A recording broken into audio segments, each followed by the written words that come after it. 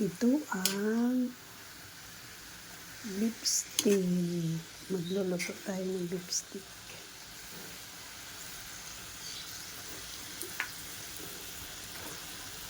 Pag wala na yung sabaw, lagyan natin ng konting tubig hanggat sa lumbo. Takpan muna natin. Ito na guys, ang finished product ko ng beef steak. May ibabaw yan ng prinito na patatas. Tingnan natin.